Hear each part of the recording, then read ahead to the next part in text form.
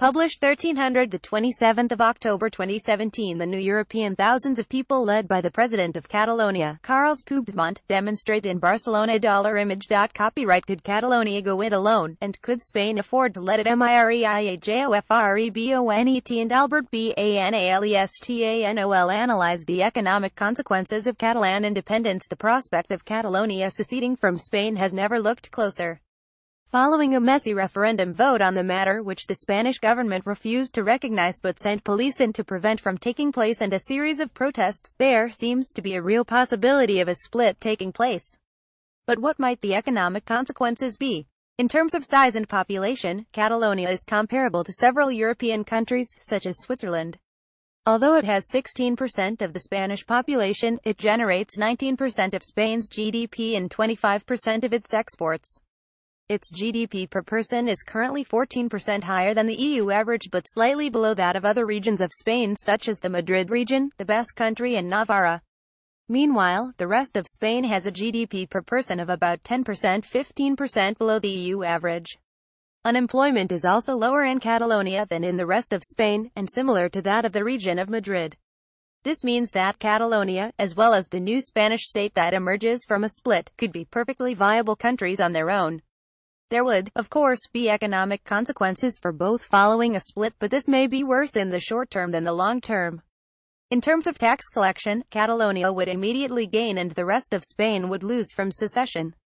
This is because Catalonia transfers significantly more to the central Spanish government than it gets in return in the form of public services and investment.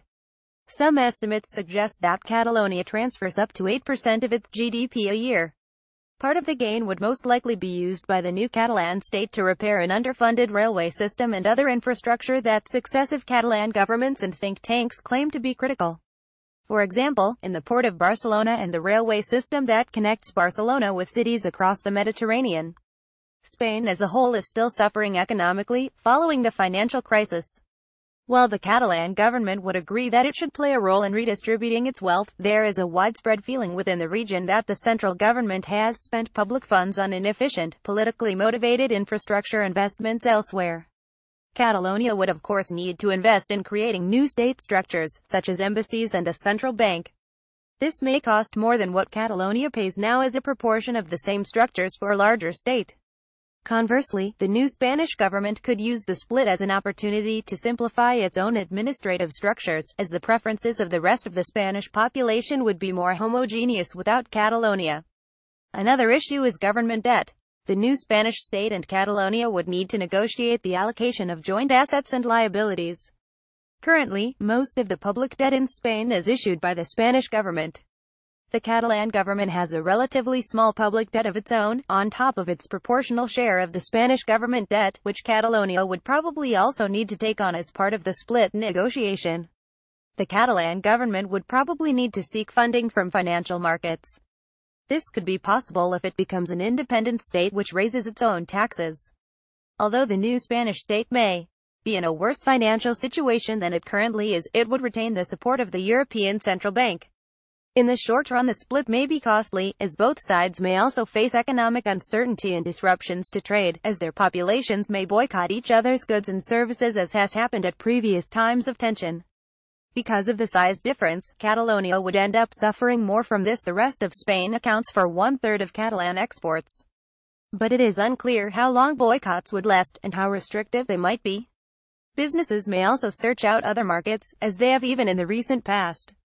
Exports of coffee from Catalonia to other countries, for example, increased substantially following an informal boycott from the rest of Spain 10 years ago.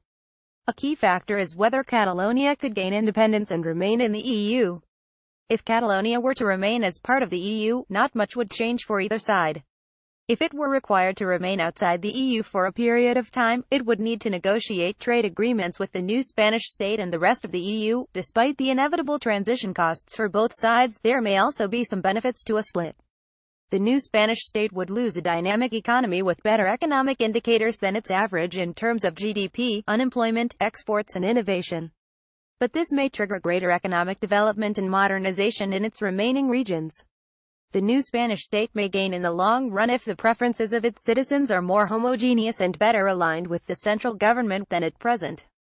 Needless to say, prior to independence, both parties may have vested interests in using economic and non-economic threats against each other. After secession, however, mutually beneficial agreements would unavoidably be pursued. In any case, both new states are viable, and they could well be better off in the long run.